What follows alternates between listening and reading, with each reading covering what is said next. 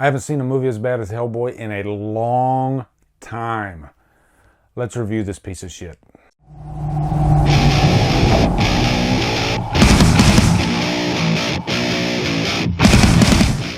Hellboy stars David Harbour, Milla Jovovich, and is directed by Neil Marshall. What's up, guys? It's time for a brand new 2019 movie review. Hellboy, now going into this, because I've already told you that this movie was horrible, but it's not a movie that I was really excited for. So just to give you a little background on this, Guillermo del Toro is a phenomenal filmmaker. He really is. But Hellboy has just never been my thing. You know, he's just one of those characters. He's cool, but I just never gravitated towards the movies. I don't know what it is. It's hard for me to really put a finger on what it is about Hellboy that I don't really dig that much. So I thought I'd go into this and it would be just maybe a fun popcorn movie. I didn't expect much out of it. And oh my God, guys, this makes the Del Toro movies look like The Dark Knight.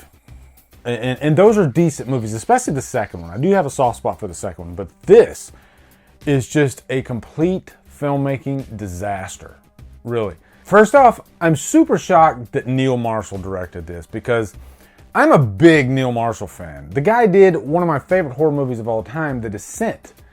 He also did Dog Soldiers, one of my favorite werewolf movies of all time.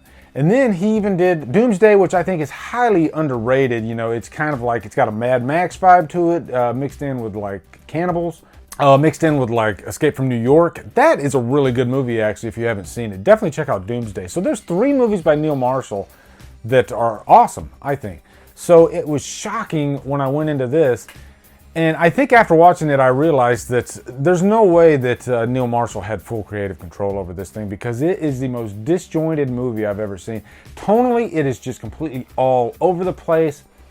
And it doesn't really settle into one theme or one story to really lock in the viewer. You know, it's just complete, it's a hodgepodge. That's really what this movie feels like. But first off, to give you a quick plot synopsis, and it was kind of hard to like gather what the damn plot of this movie was as I was watching it because it's just like sensory overload is really what it is, mixed with shitty one-liners. But the plot really is that Hellboy is looking for his partner. He's wanting to avenge his partner, and there's this goat-looking dude that wants to get revenge on Hellboy, so he summons Milla Jovovich's character, who goes by the name of Nemu, who was like wronged in the times of King Arthur, and so like all of her body parts were like just completely separated, and so she wants to. Who gives a crap? This movie's freaking horrible. I'm done even telling you the plot synopsis because you know what? You shouldn't care. The plot's just really stupid. First off, by the way, there's no good parts of this movie whatsoever. There could have been some good parts, but I'm going to explain why they're not good parts. I'll tell you the could have been good part is there is some really bloody action in this movie. There is a fight with these giants in Hellboy that was entertaining. Like if you were to look up like that fight on YouTube, you might look at that and say, hey, that's kind of fun, even though it's a complete CGI blood fest. I'm really picky with CGI, even when it comes to blood. You know, I don't like my blood being CGI blood. But, I mean, it is a graphic scene. If I got to give this movie anything, it definitely has some, it doesn't hold back. It's rated R, it's a hard R. And it's a shame because I think if this thing was edited properly, it might have been a little bit more effective. But yeah, these couple of action scenes, they're really just kind of sprinkled throughout. There's no real great build up to the scenes whatsoever. And then there's this one really disgusting scene where you got Hellboy and this like witch lady that looks like she's 90-something years old. And he full on makes out with her. I'm talking tongue, everything. And it is really disgusting. Kind of reminded me of that Not Another Teen Movie scene. Ugh. I'm not even going to put a picture here because I don't want to gross you out. I pretty much took one for the team for you guys. This whole movie, I took one for the team. A lot of you were thanking me for telling, because right after I saw this movie, I posted on Facebook that this was the worst piece of crap I've seen in years. And I think I saved a lot of you guys $9.50. But Milla Jovovich yet again turns in one of the shittiest performances. And Milla Jovovich is actually a decent actress. I mean, if you watch like Fifth Element, her acting is amazing in that. But what she did in like the Resident Evil series, especially those later movies, is laughable. And then in this movie, to me, she's pretty much just a complete wasted joke of a villain. There's nothing redeemable, nothing memorable about her whatsoever. And she tries to pull off this British accent, which doesn't really work at all. And that's the least of her problems. Just the character itself, Nemu, is just not an interesting character. Maybe it could have been, but they never built it up properly. So it's just a horrible CGI mess of a character.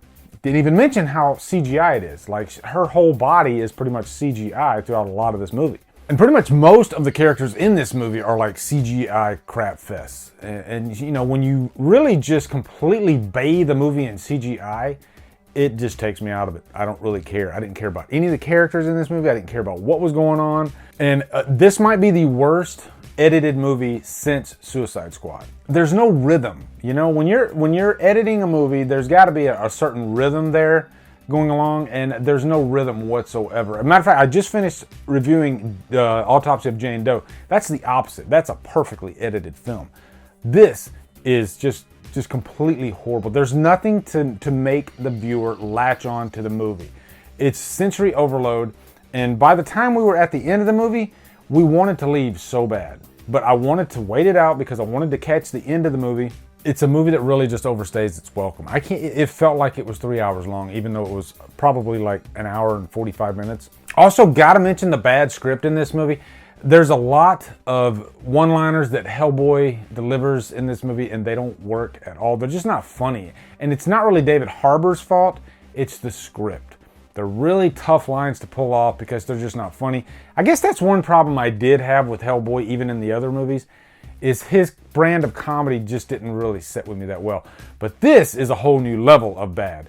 David Harbour gives it his all and tries to do whatever he can to save this mess of a movie. But unfortunately, there's nothing that he could do. And that's why this movie will completely be lost in the sands of time. Nobody will ever give a shit about this movie within 2 weeks. So that's all I want to say about this movie. But I will say this. This is my first Looped in Hell in a long time. I don't remember the last time I had a Looped in Hell. I don't give that rating that often, but this deserves it. This is a crap movie, and it's fitting because it's Hellboy, and it's a Looped in Hell. I didn't even plan that. It just happened. So post in the comments your thoughts on Hellboy. Looking forward to hearing them. Also, be sure to come over to Killer Flicks, where we talk horror all day and every day, and on Fridays. We do free for all Fridays. Anyway, guys, thank you so much for watching. Have a great day, and Drumdum out.